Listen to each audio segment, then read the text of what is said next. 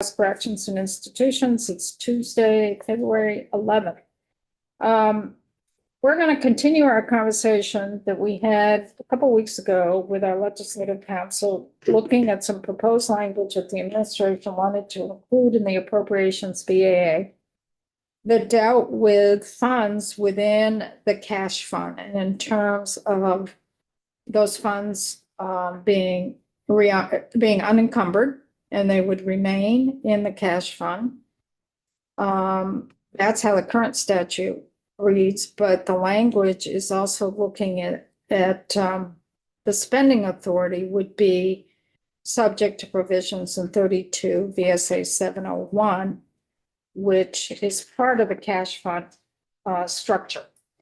So we have with us John Gray, our legal counsel, to kind of get us focused again in terms of what the proposed language that the administration would like the legislature to put in, what that proposed language intent, what it means in terms of the legislative council world. And then we'll have Nick Kramer here for the administration in terms of what their intent is with the language.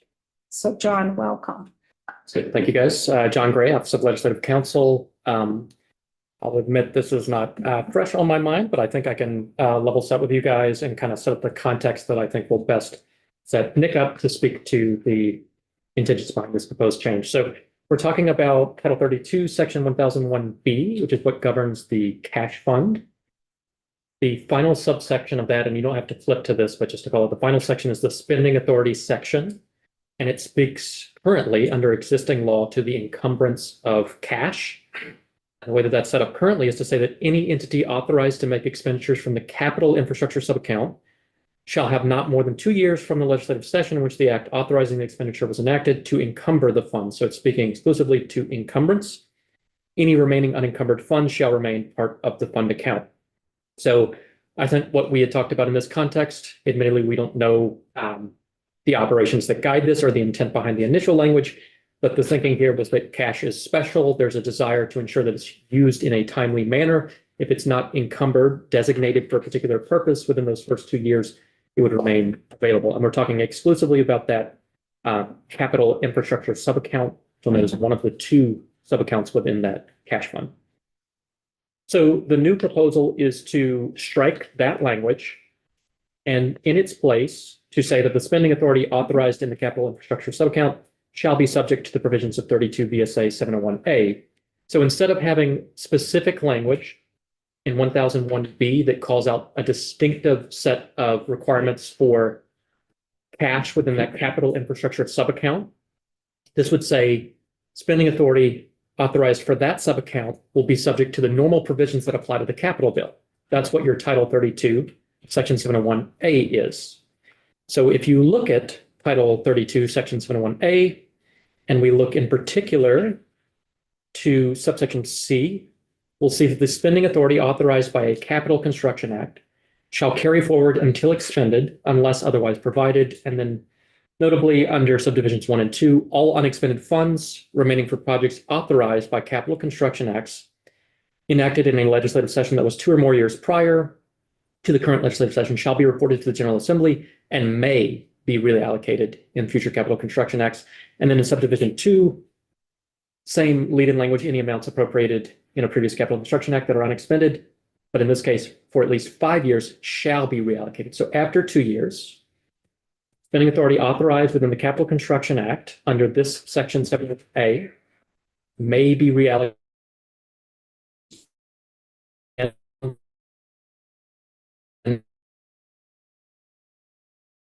construction costs. So a couple things that I would call it. This sets up a 2 versus 5 year. So 2 may, 5 year shall reallocation. The differences I want to draw out, and I think you guys are going to get helpful testimony on the intentions and thinking behind how this currently operates. When we're talking about 701A, we're talking about reallocations. And when we're talking about current 1001B, existing law, we're talking about cash encumbrance. I frankly don't know the relationship between cash encumbrance and reallocations. I do know that under 701A, If spending authority is authorized by the Capital Construction Act for cash within that subaccount, it would be subject to the provisions of subsection C already. So pieces that are already authorized within the Capital Construction Act that are specific to that subaccount would be subject to this 2 and 5 year piece. And you would just have the requirement of encumbrance within the first 2 years under 701A. I think you're losing the committee. Can the committee? Sorry, I Well, I don't know where can. you're reading from. I think the committee is sort of lost. Well, we're looking, you're right, we're looking where it is. Yeah, Yeah, like it's- where are you reading from? So 32 VSA 701A is the part of statute that pertains to our capital budget that we don't have a copy of, Okay, that pertains to our capital budget in terms of the repo committee, the reallocations. So for our capital bill, if the money has not been encumbered in a 2-year period after we have allocated the money, after a capital bill has been enacted, they have 2 years to get the money out the door, bonded dollars. mhm, Our repo committee, if something comes in, if they've had it for 3 years, the repo committee will ask, what are your plans? Is it encumbered? Should we reallocate this money or not? It's a may. It's a look back. Okay? If it's older than 5 years, we shall reallocate it if it's unencumbered. So we can pull it back. The cash fund, which is the document that Phil sent, says that any cash cannot be in there more than 2 years if it's not encumbered. And then it will, that dollar, say there was 100,000 for a particular project. It's not encumbered. This is 3 years ago. That project goes away, but the money stays in the fund. That's the difference between the two. What this language does, it moves that into whatever applies to the capital bill dollars would apply to the cash. Within that capital infrastructure subaccount. That's right. It would just say that instead of having this existing provision regarding encumbrance within that subaccount in the cash fund, that language related to encumbering within the first 2 years would go away. And instead now spending authority within that cash fund, that subaccount, capital infrastructure subaccount, would be subject to the requirements that apply normally to the capital bill under 701A, which is your after 2 years, so same time frame as that encumbrance time frame. After 2 years, a reporting provision to the General Assembly, what's going on with those funds that haven't been designated toward anything. They may be reallocated, they don't have to be. And after a 5-year period, and we're talking about just the capital bill generally, this is how it works for the capital bill normally. After a 5-year period, those funds would be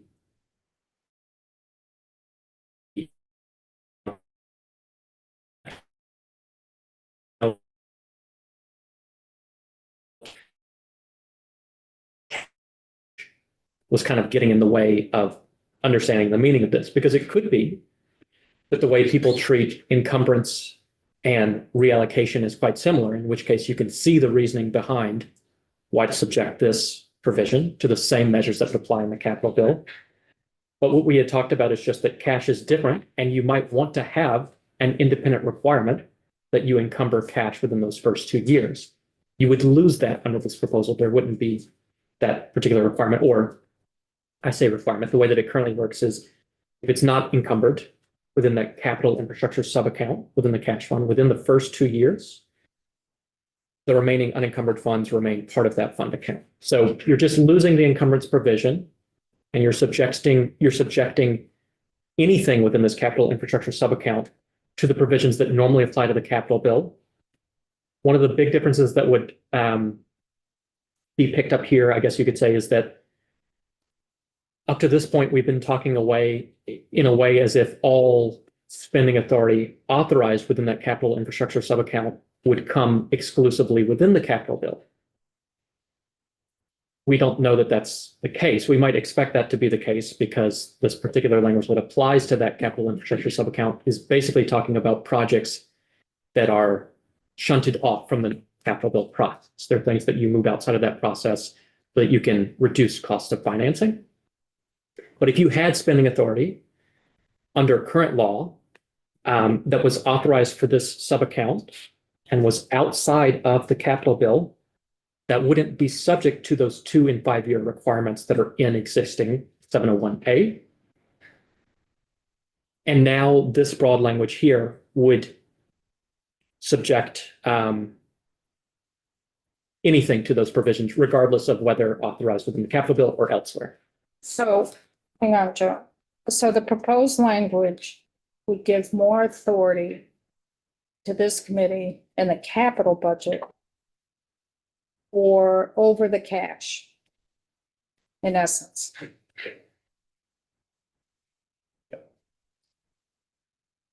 Can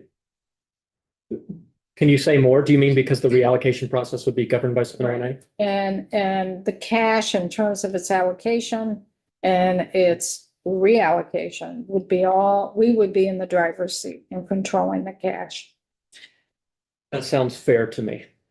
But we don't appropriate. We allocate, but we don't appropriate. Yeah, this is all after appropriation. And then the question is, in reviewing it, even currently reviewing it after 2 years, who does that? Is that Appropriations Committee or is that this committee? We're silent on that. Joe? So it's along the same line. So cash right now, because it's kind of silent, is at a jump ball. So it could be that if we don't commit those, allocate or encumber those funds, that it just disappears from this committee's purview. It remains in the The fund. cash portion. It would remain in that sub-account fund. Well, I think the intent is to make sure that's what happens, because I mean, the treasurer testified a few weeks ago that there's ongoing policy intent to reduce bonded indebtedness. So if that trend continues, we can expect to see fewer bonded dollars to fund capital projects. With the idea being that we supplement it with cash. And I guess the historical percentage of the general fund that he testified to was something like 4.3 to 4.6%. And so, I mean, there was an argument that, well, we don't allocate, we don't appropriate, we allocate, which makes sense. But in the sense that there's a global up to 4% number, where I think that the intent of that is to, protect the work of this committee to make sure that we can actually maintain the state's buildings. Because conceivably, if there's as the cash portion becomes higher, if that's not spelled out, we might just have a year where we can't do anything sometime in the future. This is talking, the spending authority section 78, is talking that if after 2 years of receiving the money and it has not been encumbered, any remaining unencumbered funds, which is cash, would remain part of that sub-account in the cash fund. And what the proposed language does is it kicks that process over to the capital bill where it says, if you haven't spent it in 2 years, we're going to take a look at it. And then make your case and we can let you have it. But if you haven't spent it in 5 years, you're definitely pulling it back. Exactly. And I think if you just pull out a particular hypothetical, imagine a 3rd year venture.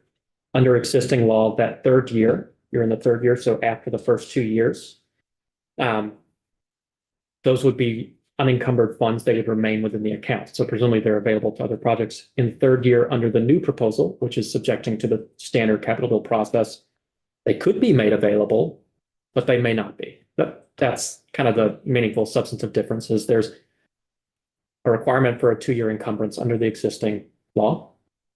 Otherwise, it remains within that fund, the sub-account. Under the new proposal, you would have the flexibility to check in at 3 years, but you wouldn't have the automatic returning of those funds to the sub-account. So in essence, it would be this committee that would be controlling what happens with general fund dollars if it's older than 2 years. If it was previously allocated to us. Well, if it's in its sub-account one, cash fund, Mhm. which is capital Capital bill. Yep. bill projects. What this language of the administration is proposing is in essence saying that the institutions committee has control of cash. Mhm. That's in essence what it's saying. Yes. And we're not the committee of jurisdiction that deals with general fund cash. See, I think there's a philosophical difference there, though, because what we do is we control cash that is the responsibility of future bienniums vis-a-vis bonded indebtedness. So because that's being reduced and the global number is actually lower than it was before, on a de facto basis, it's really the same. It's just cash and the state's not paying interest on. We don't have control of the general fund. That is not our jurisdiction in this committee. But we temporarily do, don't we? Once it's been appropriated to us from the general fund. Right, but we have Right. to go through a process to get to that So point. So the question is, who's Right. gonna determine if cash hasn't gone out the door in a timely manner? well, who does now? Nobody. Probes. Yeah. It'd be a No. probes. No? If a probes for the past 2 years, so a probes gave us, I can't remember what our cash appropriation was last year. We didn't use it all. We gave some back to a probes. Just the- The rest, we gave spending authority to various departments. Right now, I They, can tell you. Oh, they're the ones that make the decision. even after they've appropriated this 4% to us, minus the bet, It may not be 4%. let's just use that for the sake of this Yeah. conversation. Um, So right now, here's a list of all the cash from 2023 to 2024 right. that is not been or expended. It's a good amount of cash. It's right here. And right now, there's some 2023 appropriations in here, which means currently that would go back to the cash fund. After 2 years have passed from the If legislature, it's not encumbered. if not incumbent, yeah. And that's a good chunk of money right now. I'm just looking at BGS. It's all BGS. The 2023 allocations are all BGS. And we're looking at 6 million. Maybe not that much. 4 or 5 million. I'm doing the math in my head here. So right now that goes back into, right? Into the fund, stays with the cash fund, sub-account. But Yeah. BGS loses it all. They could, yeah. But it goes to the fund, which has still been given to this committee. That fund was given to this committee in 2023. But we're not in the driver's seat all the time for how much cash will ultimately be in that fund. So, but- That is negotiations with the appropriations. Right, so James, to. You'll have your turn next. to basically reinforce where I think you're going with this, maybe, hopefully, is the money, we don't appropriate it, yes. But when we first go out, let's just say for that 4%, we have whatever, $20 million. They appropriate it. But once it's appropriated, it's our money. Yeah. And the thing is, and now all this does is say, yes, it appropriated it, we have to spend it in, say, 2 years. All it's saying that money's still appropriated, you're gonna continue to have access to it. They still appropriate it. We're not doing that. We're allocating, but it's money they appropriated. So what currently happens is it's gotta go back to them for reappropriation. This is just continuing that appropriation that already existed. That's really what it does. It's not like we can't go and say, well, we're gonna spend 40 million that they didn't have. It was the 20 million they already put in. No? It can be subject to future legislative action from appropriations committee for unexpended dollars in that cash fund. They But that's can what- pull it. But that's what this language does. It's just what I said. Boy, I think another way of thinking of it is, are you okay, are people okay with the work of institutions being just hamstrung by having very limited future funding vis-a-vis reduced bonded dollars and uncertainty as to whether or not Yeah. you're gonna have cash Because at the end of the day, the 4% piece of the general fund doesn't really hamstring future appropriations committee any more than it does now. I mean, as the treasurer attested to, they're used to seeing 4.3 to 4.6% of the general fund coming right off the top. And to, Not their choice for That can change through the legislative process. well, the second piece can't change. Your bonded indebtedness is your bonded indebtedness. That could change if we wanted it to. We could, Oh, you got a bill to pay. we could say to the Debt Affordability Committee, we don't agree with your bonded recommendation and increase it. We could do that. We've never done that. Oh, We could certainly. It do wouldn't- that, it wouldn't be but we haven't responsible. done that. But the question is, if the cash keeps accumulating in there, in the sub-account cash one, sub-account one, the cash fund, if the cash keeps accumulating because it hasn't gone out the door, I can see a scenario where there'd be, notwithstanding that 4%, you're not getting it because there's a lot of cash being built up in the cash fund that needs to go out the door. Because we ran out of projects to do.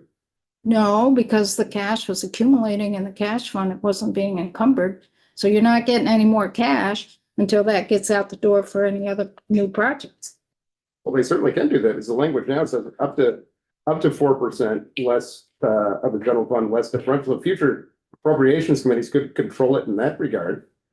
But they couldn't, but they, in May, very, very well may, but I don't know why conceivably we would not spend cash. Well, it's right We there, haven't. it's not being spent. But you may have scenarios like the women's correctional facility where there's money put aside, but there are reasons why it hasn't been Right, spent. that's what the repro.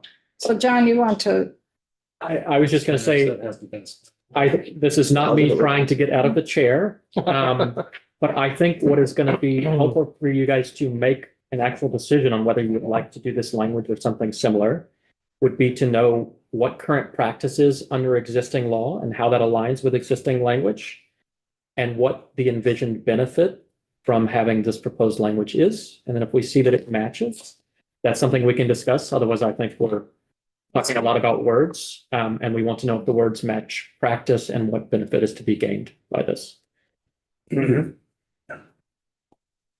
I also do want to get out of the chair. we'll change our hot seat to Nick Kramer. Shots to get out, I want to get in, so. saw you over there with you. If, Nick, so if you could just identify. yes, thank you, Madam Chair. So for the record, Nick Kramer, Chief Operating Officer of the Agency of Administration. As committee members can probably notice, this is a topic near and dear to all of our hearts, particularly mine. If you're seeing me twitching in the corner, it's because a lot of these questions that you're all posing are ones that we've grappled with and coming up with the cash fund proposal generally, and certainly this language. So I want to appreciate John having to sit here in the hot seat and sort of speculate around current practice. There were a lot of questions just raised, so I'll try to sort of start methodically. At a high level, as I think some representatives have pointed out, I won't go through my whole cash fund song and dance, right? But the administration's proposal consistently for the last couple of years has been that the cash fund and bonded dollar appropriations are equal in terms of their utility and the allowable uses in terms of which projects in the capital bill they support. That they should be equal in terms of committee jurisdiction. So the chair was raising some questions about, well, who sort of under current practice, who controls cash fund, who controls other funds, and I'll speak to that in a second.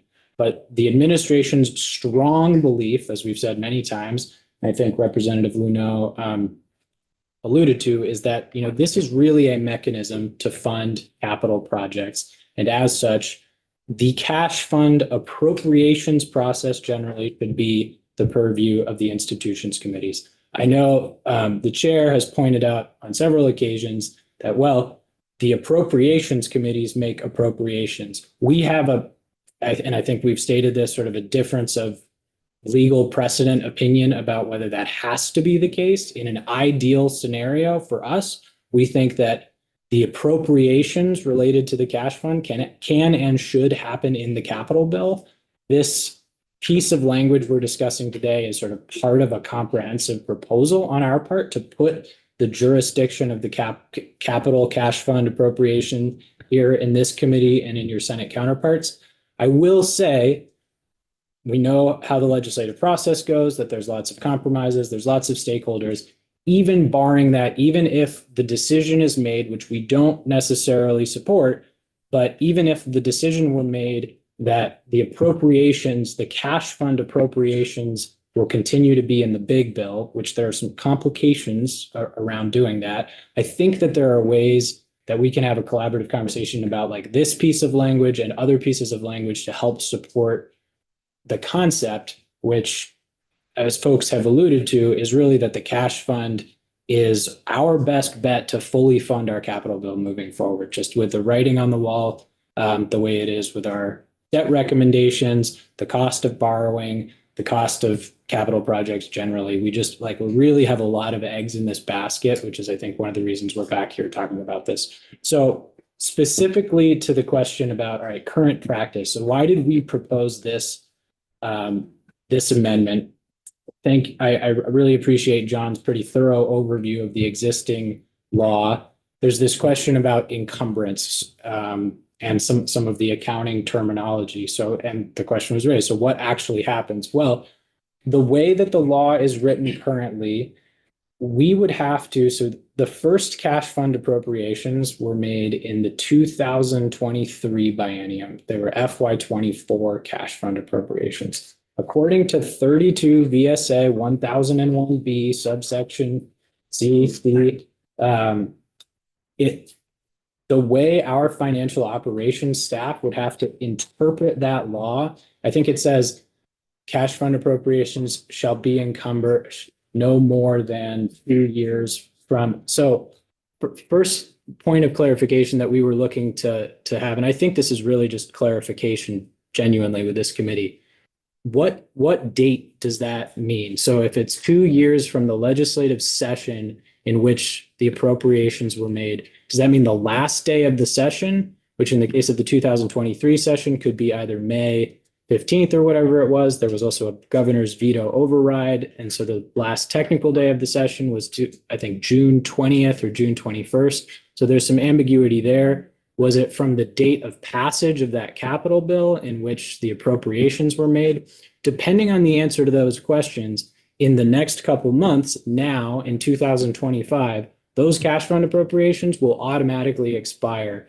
And our, like BGS and other entities that had appropriations made, they won't be able to access those funds. If it's June 20th, that may be outside of the legislature being in session, those funds effectively just get shut off right at the beginning of construction season 2025, which from a capital projects perspective is problematic, right? So essentially, and I know John kept alluding to like, well, under the current statute, you have 2 years to encumber the funds. Based on the reality of these projects and construction season, really under current law, cash fund appropriations only have one full construction season. There's sort of the construction season immediately following the session, the following, and then that's it, which kind of brings me back to the original intention here of why we propose this language. Again, we're hoping for a future in which cash fund appropriations and bonded dollar appropriations are on a completely level playing field.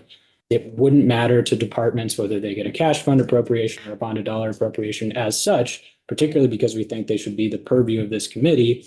We were just recommending, why don't we just tie the reallocations process to what already happens with the repo committee? We've got this institutional infrastructure in place to take a look at capital appropriations, see how the projects are coming along, make sure things are getting out the door, propose reallocations, and then there's that sort of final 5-year time limit. So the intention behind these was really primarily just to work for both state entities, for this committee. I actually honestly thought that the original intention behind that language with the cash fund was parity, was that was meant to mirror the cash fund, the capital appropriations process. That may or may not have been the case, maybe a bad assumption on our end. But so that's the proposal, certainly open to have a discussion with the committee about what the intention may be, if there's distinctions. I just would flag, so in terms of the mechanics of cash fund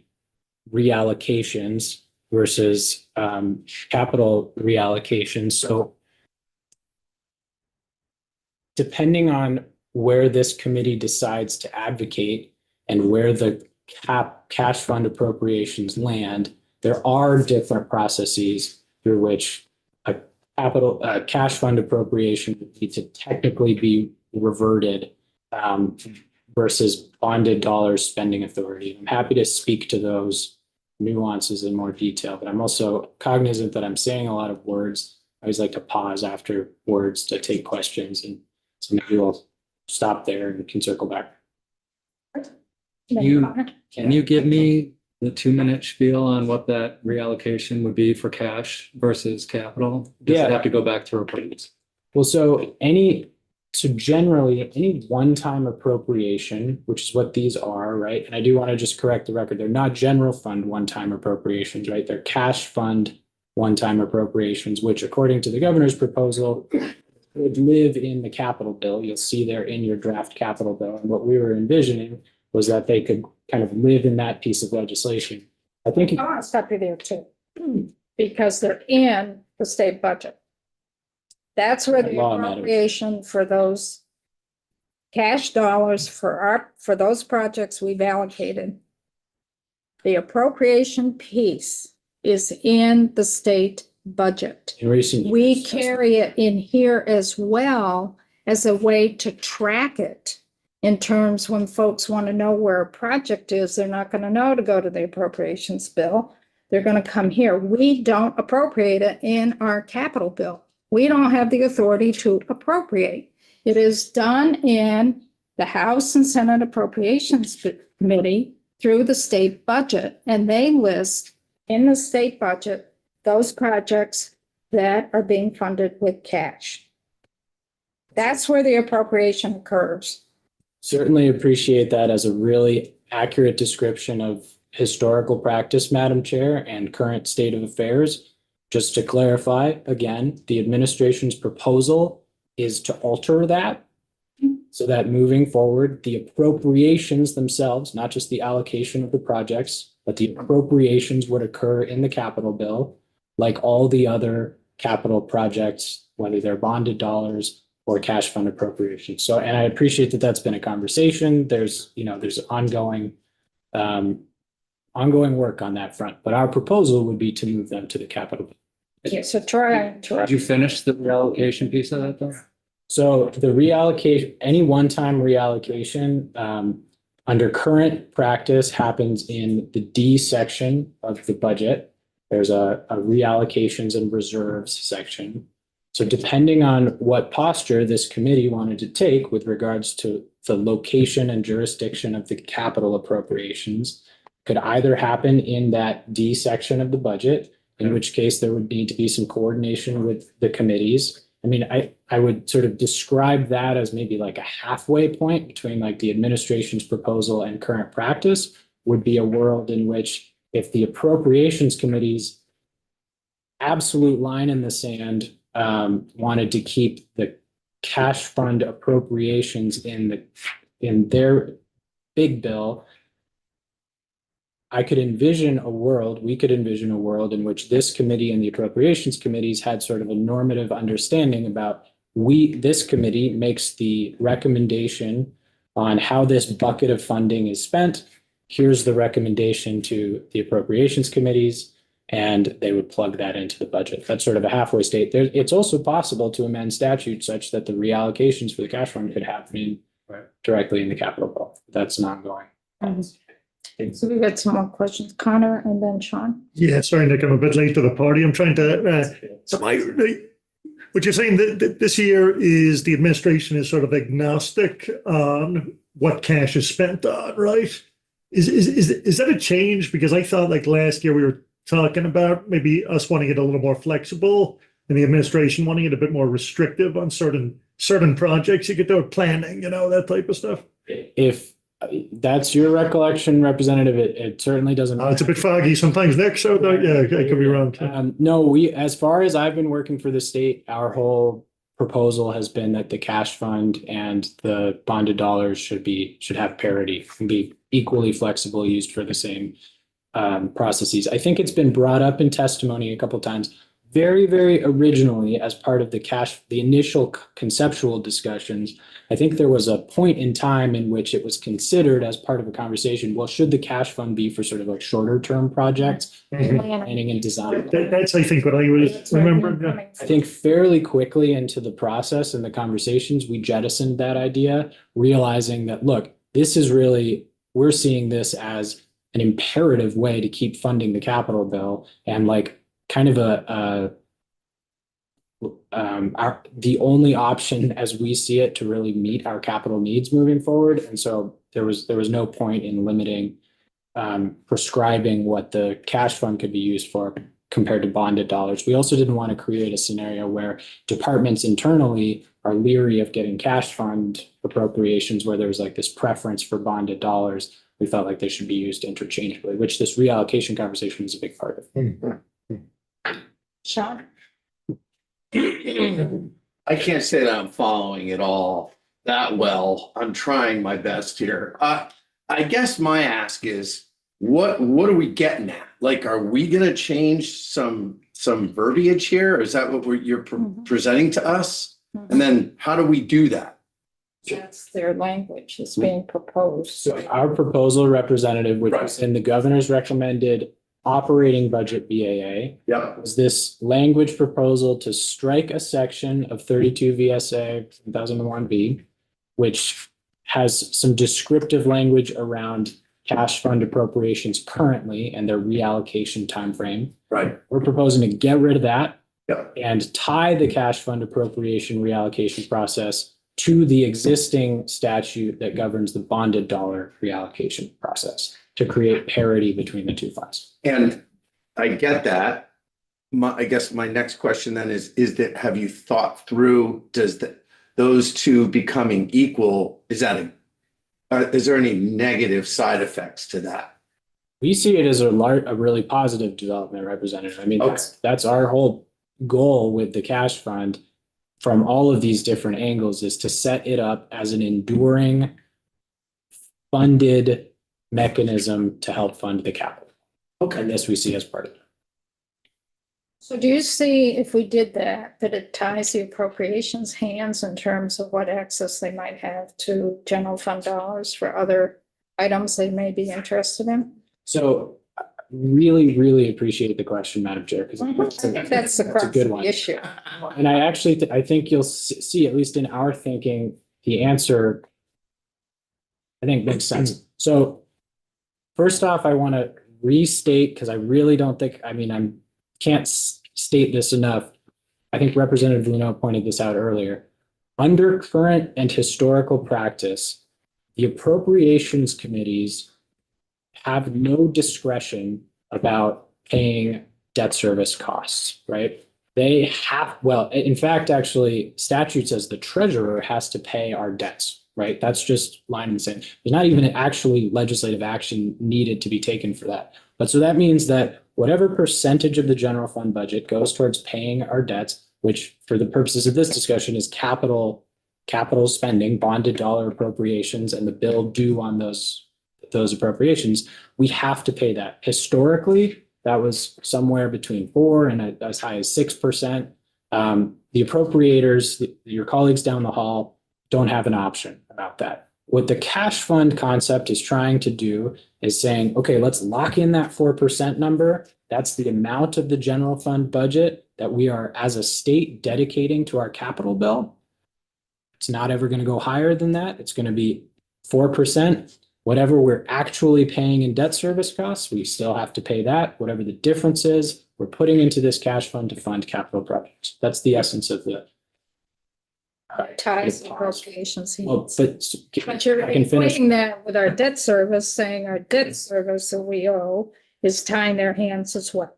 Because they don't have, because it's off the top of our state budget, we have to pay that debt. That's true. But so specifically, and I'm happy to pause in a second, Representative, but so to the question of would this language, these reallocations tie the appropriators' hands? My short answer is no, I don't think it would. And the reason being that the way that the cash fund is funded is via a transfer from the general fund. That happens in a given fiscal year. That's our proposed construct. We've not at any point recommended that that transfer be in any other jurisdiction other than the appropriations committees. Transfers out of the general fund should be the that should be the jurisdiction of appropriators. What we are saying is once that transfer is made, and we think that that transfer should be codified in statute at 4%, up to 4%, but we think it should be 4%, that once that's made, then that pool of money, we effectively as a state call a capital fund, a capital cash fund, and it should be the jurisdiction of these committees. So when you're talking about reallocations, presumably those transfers have already been made in prior fiscal years by appropriations committees. So if you're looking at, say, an outstanding balance of $5 million in the cash fund, and the decision was made to house that reallocation process here in this committee, it's not taking any additional general fund from the current budget. And so it wouldn't be impacting your colleagues down the hall because the transfers to support those appropriations were already made at the time with those original cash fund appropriations were made. So it's already sitting in the fund balance. It wouldn't intersect in that way. We got some questions, Troy and then Joe. And if we don't take your recommendation and keep that language as up to, we don't have to accept that, right? We can, right now, this year, it's 16.969. We can say we're going to use 12 of that and approps gets the rest. Under current law, that's. But once Okay. we accept that 12, this language would keep it here, even during the reallocation process. By this language, you mean the Yeah. reallocation language we're discussing? Yeah, so I think if the up to proposal is not accepted and you did choose to allow some flexibility there, yes, this language proposal in our eyes would take the reallocation process for cash fund appropriations and Once they've been made. And make them parallel to the bonded dollar appropriations. What I was trying to flag earlier, and it was sort of a long answer to your question, Representative Hedrick, originally. There's two paths for how those reallocations would get enacted in law. Under current law, they would have to be, or it would probably make sense for them to be in the D section of the big bill. So you would go through your repo process and identify, okay, we want to revert this much cash fund in these appropriations. And then you would have to remit that to your appropriations colleagues. I also think there's a path forward in which those reallocations could happen here. Gotcha. Thank you. Joe, Well, did you have one too? Well, I did, it's not really a question, just as a statement of facts, you know, what we do be increasingly reliant upon the cash fund, then intuitively the state's expenditures on interest are reduced. And so there's a net benefit globally to the state in that regard. some folks in this committee room have been on appropriations committee. So maybe we know a little too much in terms of how this building works. And I'm not willing possibly to tie some of our colleagues' hands in making some decisions. Well, So you were mentioning parity, and I've heard parallel now about bonded dollars with cash fund. Are there, and this might be more of an Alice question with technicalities, are we trying to just figure out which programs would be best to bond with and which ones would be best to cash with? I know we're talking about the language, but I didn't know if we're trying to just go completely to cash, or because I would assume there's still situations where bonded dollars are more appropriate. Okay, so we're trying to find a good mix in between. If I might, Madam Chair, Representative, just to answer the question from our perspective, there is substantively no difference between the two funds in terms of how we make our recommendations. And that is the future state that we're hoping to continue. That at the end of the day, and this frankly, to peel back the lid on what the governor's capital budget process looked like this year, we got all of our capital bill requests agnostic to fund source. They were like, far and away more than we had funding for.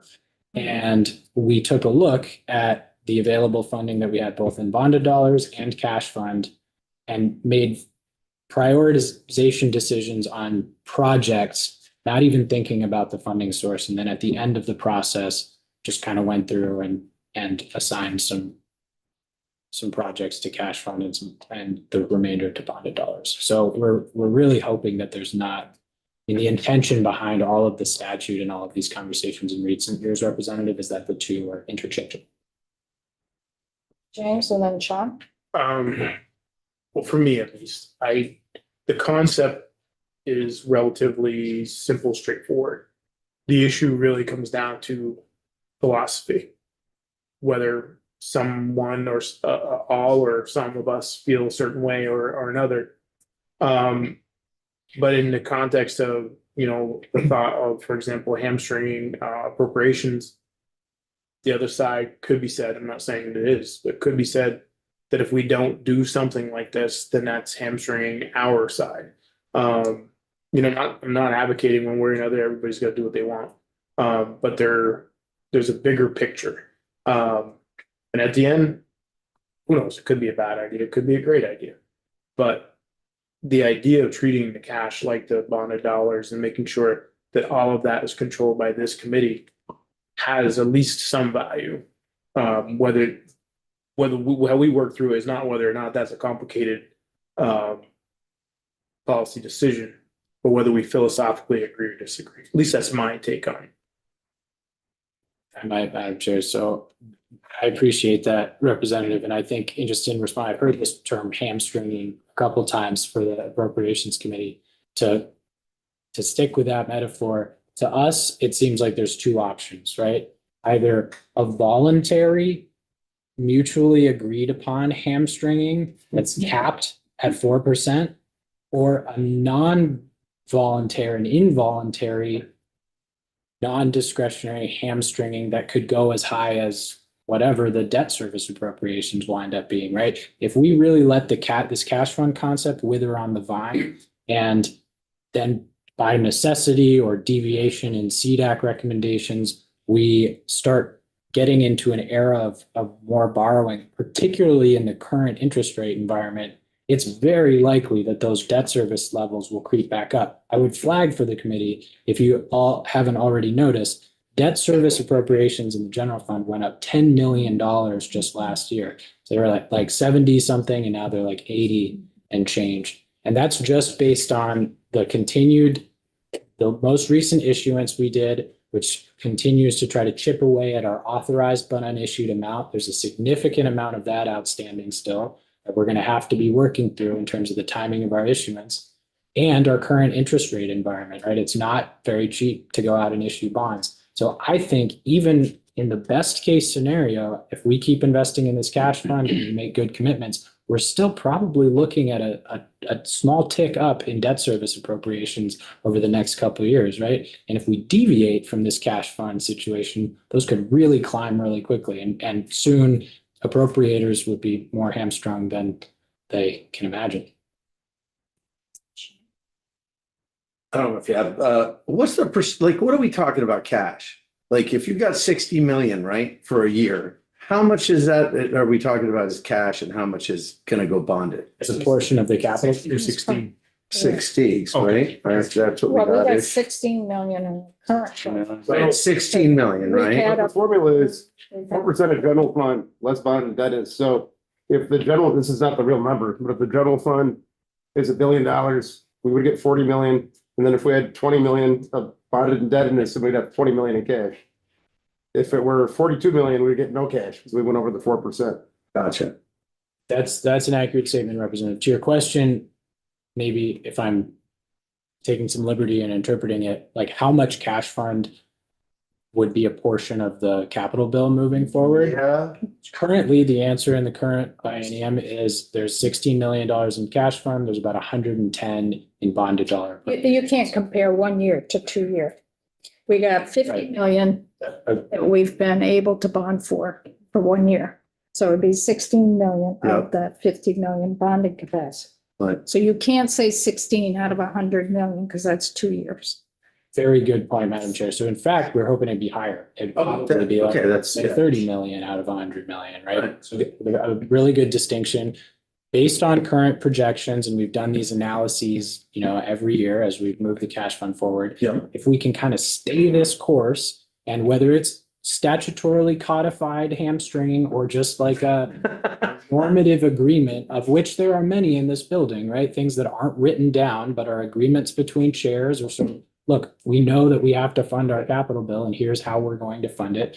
Regardless of how that shakes out, if we can stay that course in over the next 10 years, that cash fund transfer could grow pretty precipitously to like $50 million a year. Yeah. Like 60 maybe. Yes. I mean, it all depends on general fund growth and other factors. But so the idea is that this could become not just a portion or a fraction of the capital bill, but a really non-negligible portion, and help sort of create this virtuous cycle through which we can keep funding all of the women's correctional facility and the Battle of Bennington Monument and all of these major ticket items. I'm just like pointing out, as nobody in this room is stranger to, we have these really expensive capital needs on the horizon, and we're in this really tight, constrained funding environment that makes them really hard to.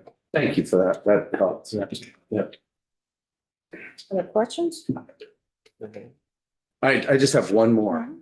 So in here, in the explanation, you say that the current language leaves unclear the date, the cash fund, you talked about the dates. But you're trying to figure out when does it actually start? And you said it may have the unintended consequence of prematurely halting ongoing projects. So Has that ever happened? well, so the cash fund is new, right, Representative? So this year, sometime this spring, will be the first time that the first cash fund appropriations, which were made 2 years ago, hit this mark. And what we're trying to figure out is, all right, if we interpret this to the letter of the law, first off, what is that date? Is it passage of the bill, the end of the regular session, the end of the adjourned session? Either way, that spread puts us somewhere between late April and early June. Isn't it when it became law, when the act is enacted? So would When it became law. our legal colleague, well, what this would do is tie the process to the repro committee. And so you would be, the committee would be reviewing these appropriations in the following session and then making recommendations. Whenever there's anything new, new programs, new initiatives, whatever happens, there's always tweaks that have to occur. And that's where we are at this point, because it's a couple years old, 3 years old. So the question is, how do we move forward here? And I think one thing, it's really within the legislative process, it's really it's really important for committees not to make isolated decisions. And this is a decision that appropriations needs to weigh in as well, because they have jurisdiction of the general fund. We do not.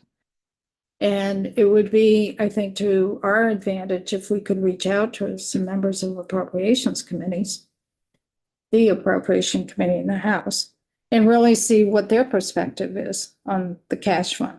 Because a lot of the language in terms of the structure of the cash fund, some of it came from recommended language from us, but ultimately it was appropriations committee that made the final decision on the structure of the cash fund, not us.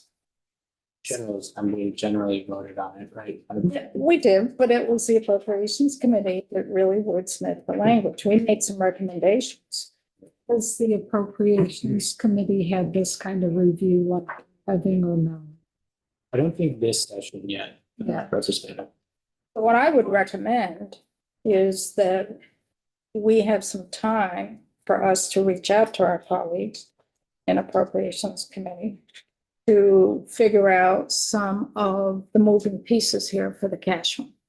Would it be wise for us to have a joint meeting, have it explained so we can hear both committees' questions or answers to it and how everyone's reacting to it?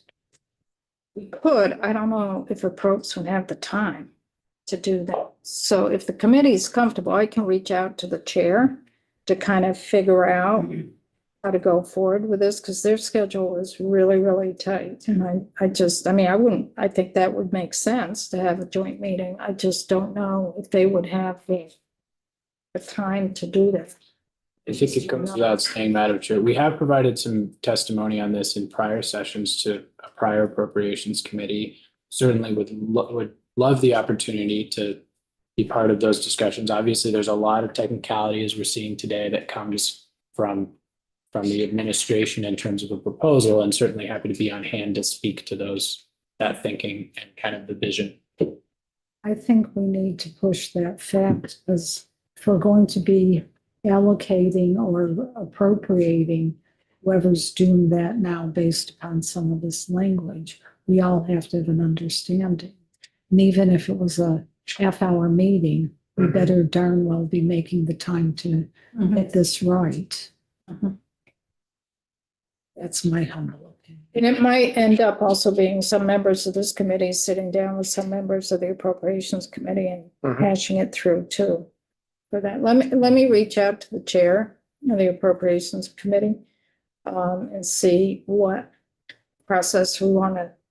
I can't speak for that committee in terms of their time frame, but let me reach out to the chair and see what her thoughts are on having either a joint meeting or maybe a handful of folks from here and a handful from approps work on this. Does that make sense to folks? Yeah, it's good. And then we can also reach out to our legislative council and joint fiscal office too, because we work with them as well. Yeah. Well, August is actual. Chair's got a question. That's why I switched to this hand. But I do have a statement question. Yep. So like, how we do it, at the end of the day, I'm not sure that I have a horse in the race, which way it happens. But one thing that any of us who've been around paying attention to government for the last couple decades is we have a lot of problems in the state that we, the cans were kicked down the road. So in the last less than decade, we've been trying to figure out how to do the IT, how to do the buildings, and there's many others on the list. So at the end of the day, how we do it, I'm not sure that I care exactly how it's done, but it's done that we don't lose any of the money, whether it's bonded or cash, that comes into this room or really any other room. But and obviously cognizant of the fact that we're not, we can't afford a $15 billion a year budget to catch up. But transportation, whatever, I just don't want to lose any of the money or any oversight over that money, because we keep falling further and further behind in all the things that we need to do, including, deferred maintenance, and I like say other committees have other problems, but I just want to make sure overall that whatever we do helps protect or even lifts up what we are able to do in here. So, thank you. Anything else? Thank you, Nick, on this. So we're going to transition now to the three big projects for housing. Are you going to give any introductory or not? Maybe I'll say just a couple words. I'm going to yield the bulk of my time to Commissioner Farrell. My couple words will be, as I overviewed in our sort of initial run through of the governor's capital bill, these are three projects that were identified as part of a universe of projects that ACCD is aware of and has been working to support as really just like the best bang for state buck that we can get, right? The best return on investment in terms of unit generation. Some of them have alternative economic development benefits. They're sort of targeted investments in 3 communities in Vermont to advance the housing goals that certain members of this body and the administration can share. So we're really excited about these appropriations. We think they're sort of an innovative way to use eligible capital funds to advance housing. And I think that's all I really need to say. I'll turn it over to Commissioner Farrell to walk through the details, but appreciate the committee's time to hear more. Great, thank you. Excellent. Speak for a moment. That's no disrespect to you. No, that's okay. All right. Good afternoon, everybody. For the record, Alex Farrell, Commissioner at the Department of Housing and Community Development. The last time we saw you was about naming buildings. That's right. That's right. Normally you'd hear from me on historic preservation items, so it's nice to be here talking about housing. So let me focus the committee here first. So we're on section 4. our capital bill. And also you'll have to go to the tab of Agency of Commerce and Community Affairs. This is brand new to the capital bill. We have not had a proposal of this type before us, where we're investing in some privately owned properties for housing. A direct appropriation from the capital budget. We have not done that before. We've done it through VHCB for transitional housing, affordable housing, that type. This is brand new to the capital bill. We use bonded dollars for this. So this is section 4. It's on page 11 and 12. And so there's $1 million going towards Bennington for a high school redevelopment project. There's $1 million going to Barry for Prospect Heights housing project. And $1 million going to Brattleboro for Winston County Center for housing. This is all new. They have direct appropriations to these individual buildings that are not state-owned buildings for housing, coming out of bonded dollars. So welcome, Commissioner. Right, thank you. And to add to that, I'd say one of the reasons these appropriations are going to the municipality is because, at least in 2 of the cases, it's going to be to support the municipal infrastructure to enable the projects where federal sources or state sources are either tapped or are no longer a good fit. And so for these projects, this is the final hurdle to get these moving. And in a couple of the cases, we're talking several hundred units. And in another case, we're talking about a good number, roughly 30 units, but it's a very big economic and community development project. So Can I just stop you there? Because you said the dollars are going directly to the municipalities. The way it looks like it's structured, the dollars would be appropriated to the Agency of Commerce and Community Development, and then you would distribute it to That's the right. municipalities. That's right. We'd form a grant agreement with the municipality, who would then sub-grant, in one case, sub-grant to the project. And I believe in the other 2, the municipality would be taking the lead on the infrastructure investments themselves. So would it be easiest, Madam Chair, if I just walk through the projects one by one? So perhaps I'll start with Barry. As folks know, there's a significant effort in Barry and central Vermont to develop out of the floodplain. Prospect Heights is in the city of Barry and is currently a large undeveloped parcel. Do you have any documents to back this up outside of what's here? I didn't bring any for testimony today. What would project-specific information be helpful? I can follow up afterwards. I mean, this is $3 million for 3 projects. We need more backup than the paragraph that's written. It'd be helpful to have more backup. Certainly. We can get project And information. not to put you on the spot, but we only have one paragraph for each project, and usually people want more backup documents to help us. Mhm. Okay, So if you could provide that to us. sure, certainly. So why don't I talk a little bit then? Why don't I back up? Why don't I talk about where we are in the process? As folks can imagine, this is not how we would normally administer project appropriations. These are 3 projects that were in communities susceptible to flooding, and so these infrastructure investments were viewed as high priority. So as such, we haven't had an opportunity to work with projects directly because the budget process is such that you don't share it publicly until the budget address. And so we had preliminary conversations with the municipalities, whether they'd be okay administering these funds, whether they also would prioritize this. All 3 municipalities were very eager to jump at this. And so we're really in early stages of what we would see as sort of developing an agreement. So given that all of the projects are far enough along that they have substantial information themselves, I can reach out to the projects and have summaries delivered to the committee. But I'll try to focus more on just what these investments will go toward within these projects for now. Let me just clarify one thing. At least one of these, and I need a clarification from you. The Bennington one is in partnership, a private partnership with Hale Resources. That's right. Are there other private entities that are partnering with these municipalities? I don't know what Barry Area Development Inc. is. Is that a private? It's a nonprofit, but Okay. yeah, so Bennington is the unique one in this case. The others, so Barry, so why don't I start with Barry? So Barry will be, Why do we keep jumping around? I can proceed.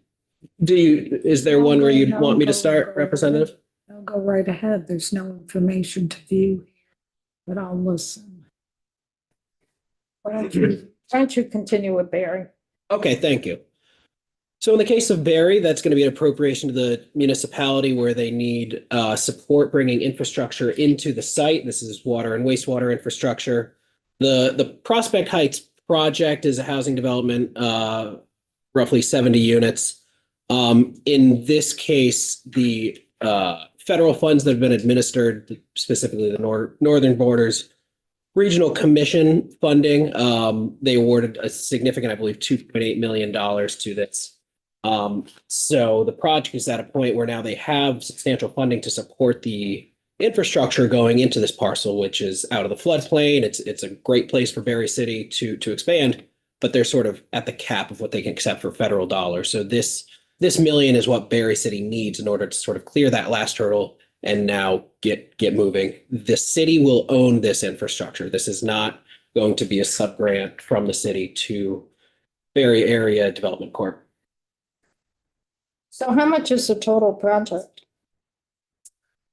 I don't have the Prospect Heights funding in front of me. For all three of these projects, I can reach out to the project and get a full capital stack to the committee. So the 1 million will fill the remaining gap in the project. That's right. Allowed to Well, move forward. I should clarify, this will fill the infrastructure gap for the city.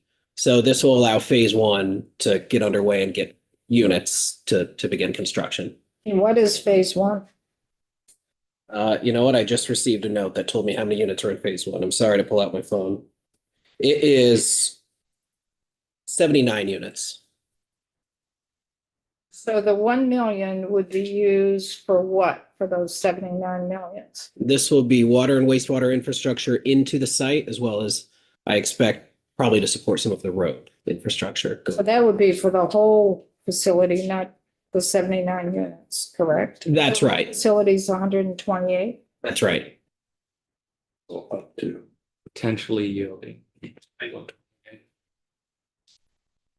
So I'd like to know what the total cost is for the project. They received 2.8 from the Northern Border grant. And Mhm. that is at the cap in terms of what they can receive for federal dollars. Essentially, it's not necessarily, but they cannot get any more Northern Border. So there's no other infrastructure focused source that would be appropriate. So is the 2.8 also going just to the infrastructure like our 1 million Yes. would be going towards? That's right.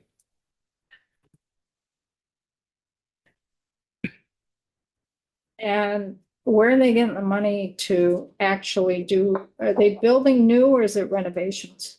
This is building new. So this is greenfield development. It's a completely undeveloped parcel that has been eyed for decades. There was an initial proposal in the early 90s that received permitting approval but didn't move forward.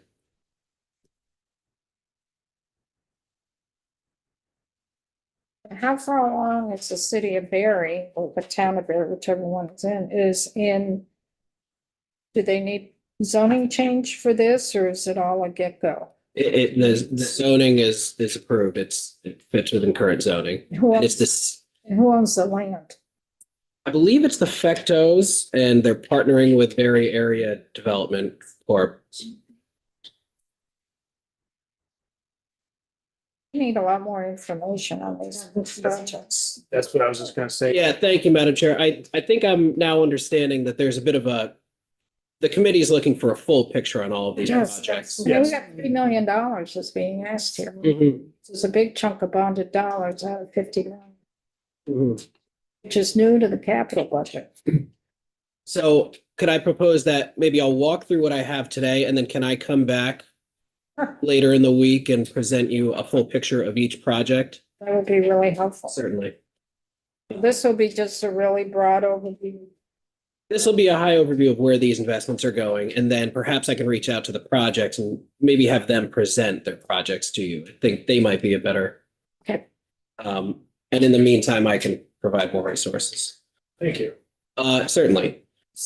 Troy? No, I still have some general questions, but I want to let you do your spiel first. Okay. So, all right, any more on Barry before I move on? So I'll talk about Brattleboro, the Winston Prouty Center. So this is a significant project. The Winston Prouty Center is, they have over 180 acres right now, which serves their nonprofit currently. They have developed a concept to build the village at Winston Prouty, which is a large housing project. The full 3-phase project will yield about 300 units. The project has already received congressionally directed spending and has been fundraising through other capital sources. The town of Brattleboro needs this infrastructure in order to serve this housing. So phase 1 has been held up by the fact that they need to upgrade a pump house in order to pump water to the site and run infrastructure into the site. So in this case, again, Brattleboro will directly do the investment in the infrastructure and the town will own it. And this will enable the first phase to launch. The first phase would be 28 units by the end of 2025. So we have a question here, Commissioner James. No, just there. The end of this year. That's right. Did they get a TIF by any chance, or are you not aware? There is no TIF serving this. Why didn't they go that direction? I don't have those details. I don't believe, I better not speculate. I can reach out to the Department of Economic Development to understand why. That's usually what they're used for instead of money like this, but that's fine. That's right. All I can say is a lot of communities struggle to establish a TIF district. TIF districts are quite burdensome, and only large communities have succeeded really in establishing TIFs. So Brattleboro is fairly straightforward. This is just going straight to the pump house and running the water into the project. This is what they need to get phase 1 going and will enable phases 2 and 3. All 3 phases would yield potentially up to 300 units. Again, Brattleboro, another flood susceptible community. And so this would enable construction out of the floodplain. When are they anticipating going to construction? Phase 1 is to help with the pump house, correct? That's right. And would they anticipate going to construction for phase 1, which will give 28 units? Would they go to construction in FY26? This calendar year, they'll go to construction. What the community told us is 28 units would be online by the end of this calendar year. By the end of this calendar year. So are they already working on this? They do not have the funds right now to upgrade the pump house. It sounds like they can get other work going. Have they gone out to bid? Do they have a contractor in line for this? I don't have those details. I can come back with when we discuss the fuller project picture. And just to throw on it, like, I would love to know, like, that's an expensive pump house. Mhm. And what else goes into the 1 million? Well, then just a water pipe to the. Well, it's more than a pump house, but we would just, we'll get to see the. Right. Yeah. I just would love to see some more detail, that's all. Good, sorry. Mhm. Yeah, I would definitely reiterate, I'd like to see more details, because 28 units by the end of the year when they haven't started construction. Mhm. I'd like to see who's building that. It must be Sweeney Construction. Not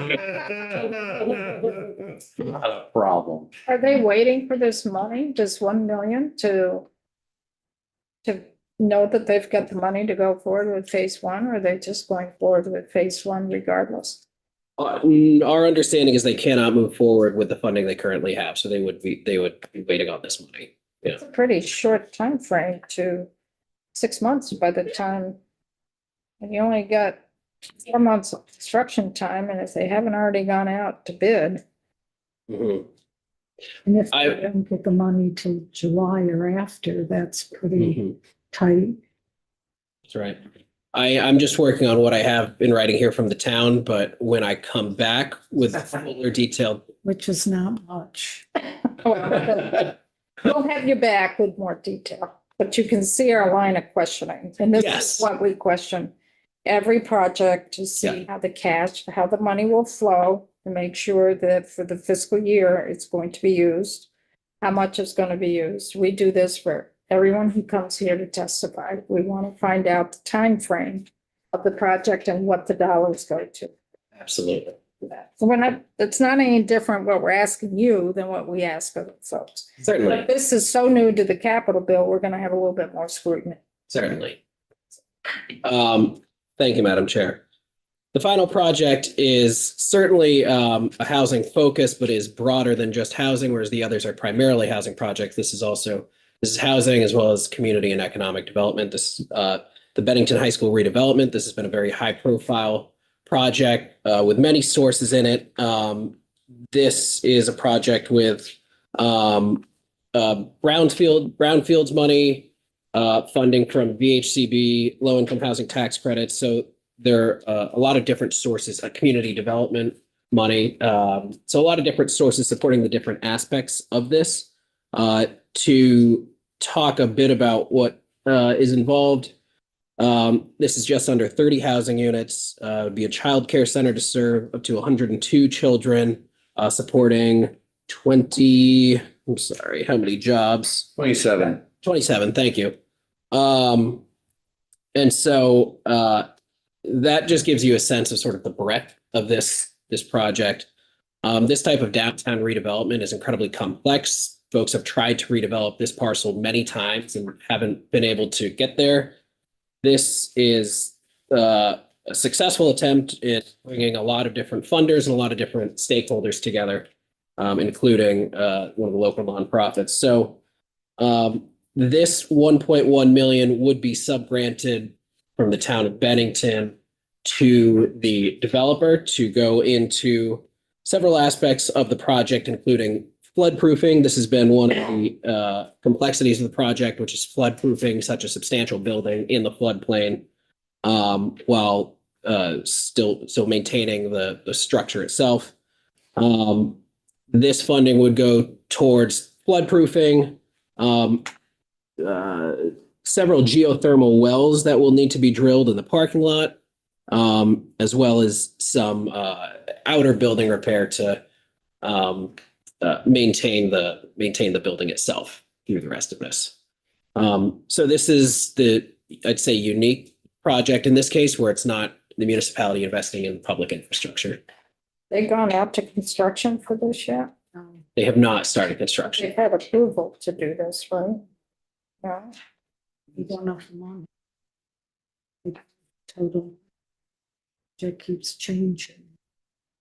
My understanding is the town just voted to approve the project. Well, they did vote to approve it, but the project keeps changing. It was supposed to be a Meals on Wheels and there are some other things. And now that's changed. They're not going. So. But I was hoping you would have a full full understanding of what the project was in getting $1 million from the state today. Yeah, so the $1 million in here is proposed to go towards the geothermal wells, floodproofing, and some masonry repair. Is that after they do the mitigation for the toxins in the What? toxins in the building? Toxins. This would be unrelated.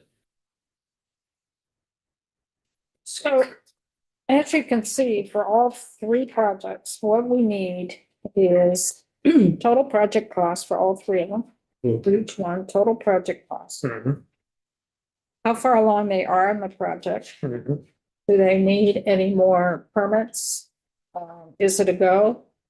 When are they anticipated to go to construction? And the 1 million for each of these projects, what is it targeted to go to? Mhm. Sure, I certainly. may be missing something, Connor, then Troy. Yeah, I really like a lot of what I see, Commissioner. It's like pretty innovative. I think it's responding to a need. Where I'm at is like the precedent and the policy of this, right? Because we're very careful in the capital bill Mhm. not to do politics, you know. I've been accused of a bit of pork at one time or another for a public restroom, but And you didn't get it. yeah, and I didn't get it, Didn't right? get it. Yeah, shows the sway I have, but so I think just like I don't have a crystal ball, but I could see next year if we okay these projects, a long line of municipalities. Mhm. I could probably give you 10 things in Montpelier we could use $1 million for infrastructure, flood right now, you know. And once we do this, like you better believe the Elks Club's going to come knocking, you know, in another year when they're closer to that. So I'm wondering if you could go over the thought process. You know, this is the reason we have grants rather than direct appropriations in the capital bill. Mhm. So what is the thought process on, you know, sort of changing such policies like drastically, I think, you know? Yeah, absolutely. I think there are a couple layers of thought process. The first being we know there's a huge infrastructure need out there, and the administration really was looking towards every source that we can find to support infrastructure. And in the case of at least two of these projects in the traditional sense of infrastructure, that was the holdup. But when you think of Winston Prouty and Prospect Heights, those were just the holdup, and they had tapped the sources that traditionally would go towards that. And they were both in flood-prone areas, another priority for us.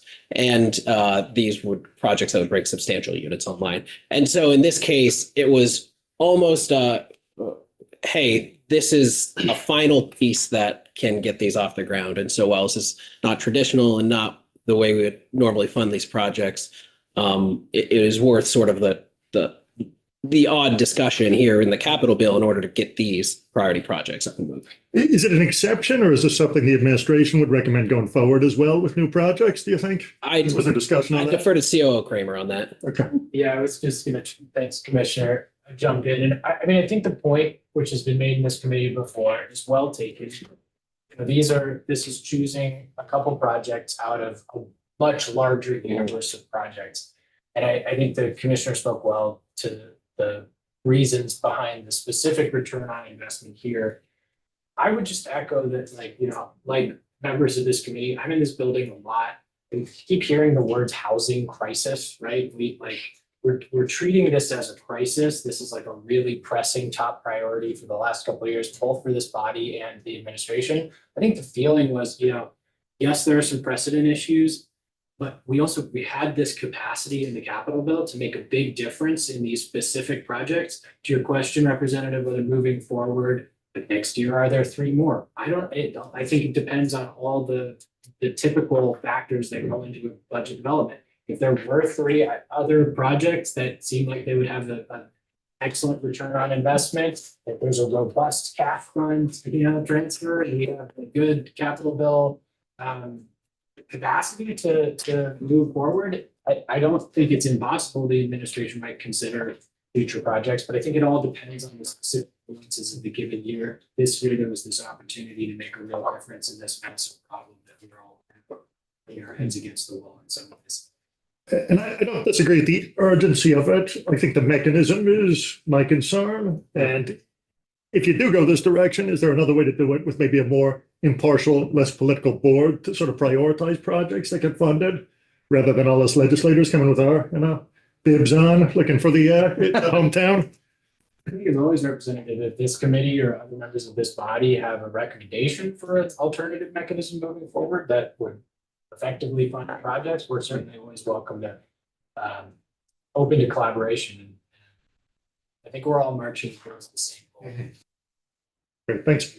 And I should clarify, because this is unusual in any case. And so it isn't typical to present individual projects, in front of a committee, generally speaking. That happens in the funders boards or wherever the funding is, whether it's VHCB, RShop, or VHFA. And so given that I now understand what I think this committee will need to make an informed decision here, I can certainly come with a very robust presentation about each of the projects and now better understanding what you all are looking to get out of that. Yes, please. That would be very helpful. Troy?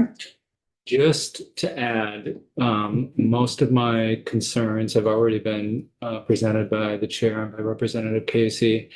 The only mention I'm seeing, and I think it's in a Digger article, of permanently affordable housing units is 17 in Bennington. So if you could add that to information that I would like to hear, how many of these, in each of these projects, how many of these are going to result in permanently affordable housing options?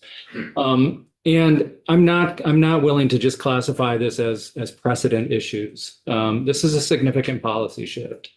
And that's already been articulated. But I will want information on how did we arrive to these three projects.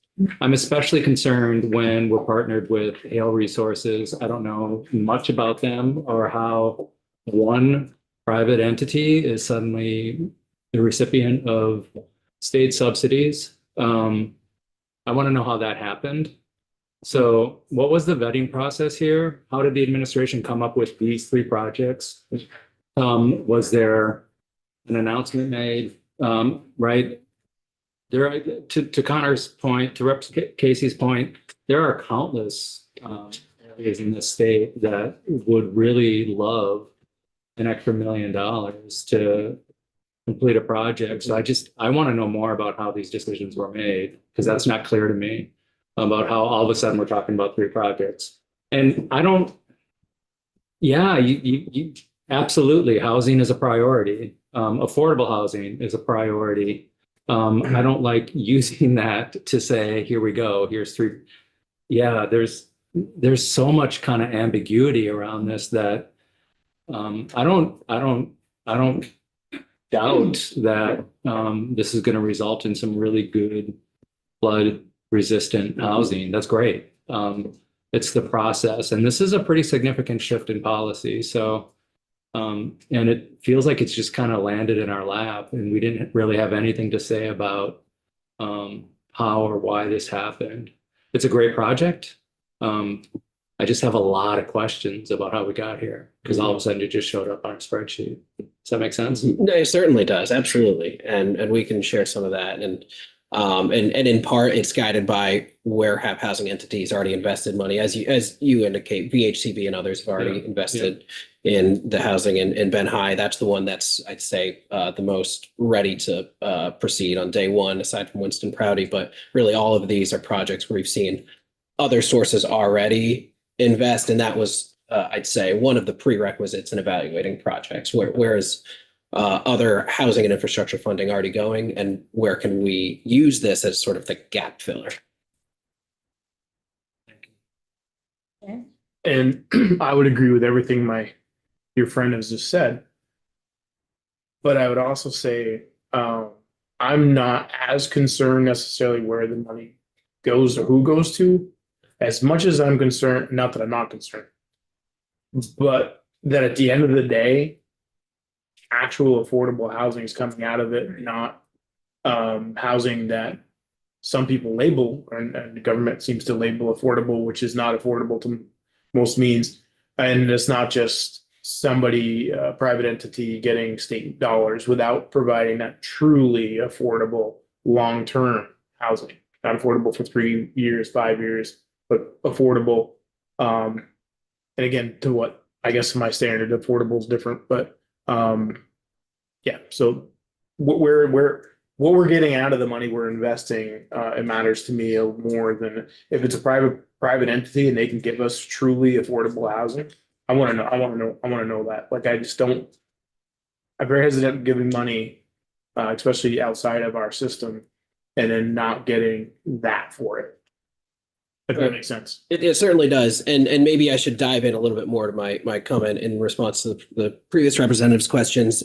What we benefit from when we sort of follow behind some of these other sources, such as VHCB, LIHTC, and all these other sources is that those have affordability components built into them. And so while this is funding the infrastructure to get the units online, the VHCB dollars, for example, come with that perpetual affordability requirement. And so we're able to draft behind that and get the benefits of those affordability requirements. And so pairing it with those other sources is how you ensure that that compliance.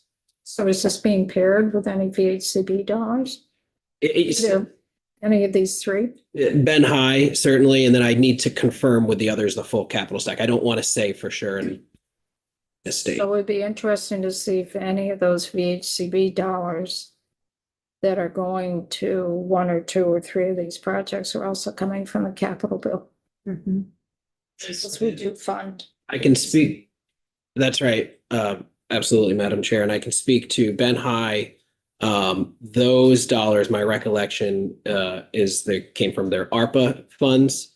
And so that's given this project a deadline that they basically need to get moving, this spring, which is why that is on such a faster track than the others. Can, Go ahead, Mary. go ahead. And you, what you bring back to us, if the projects are done in phases, can you tell us like what the timeframes will be? Yes. What they expect to also complete? Certainly, certainly. And that would be for all three projects, please. Yes, absolutely. Thank you. Yeah, and because the upside is that, you're talking about 467 units with these three projects, which is great. I think we're just all dying for more information.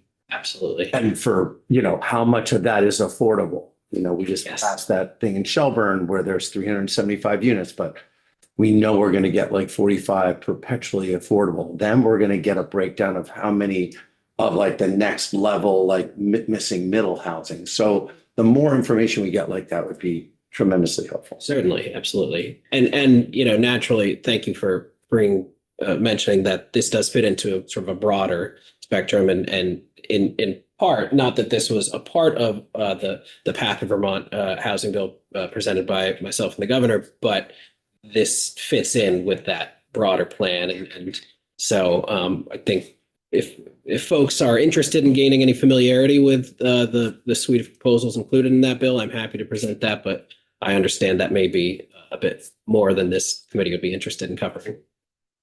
So we have a whole list of things.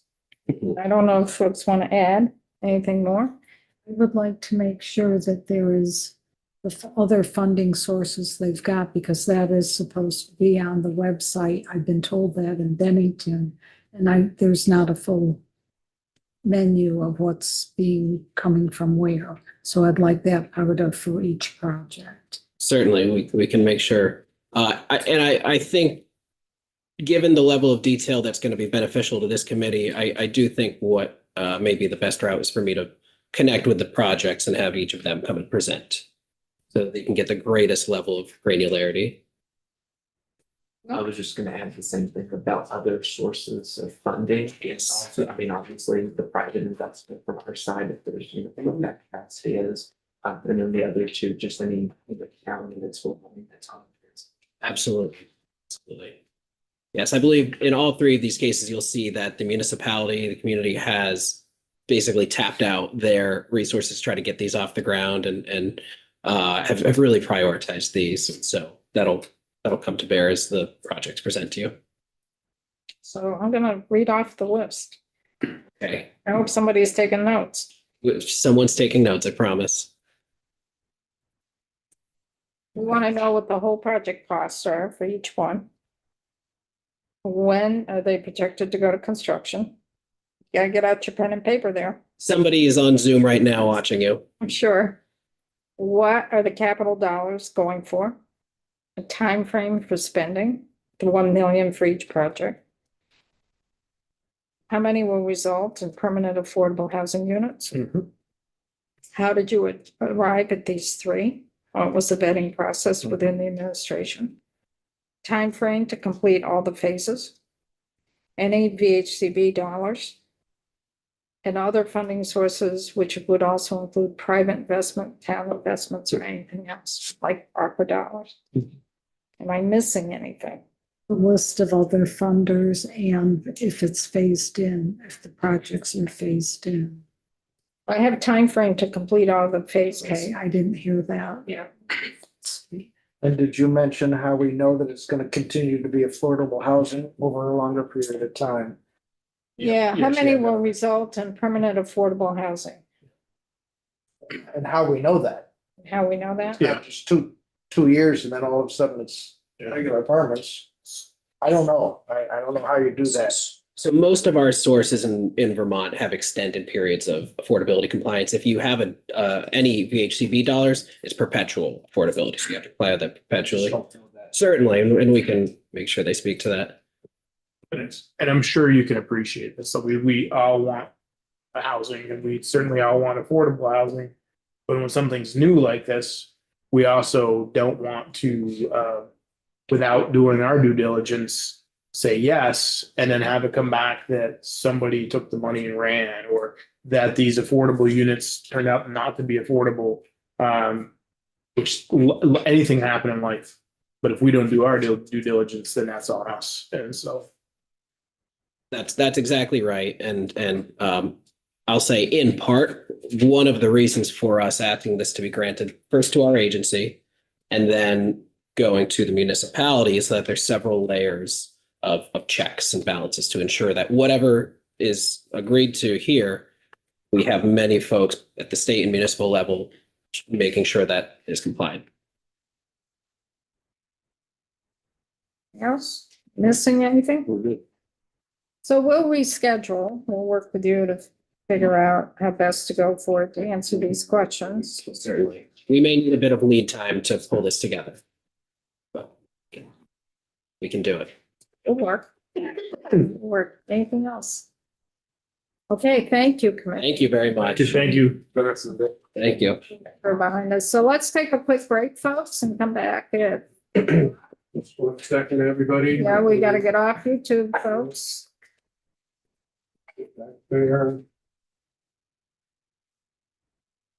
Apologize, I need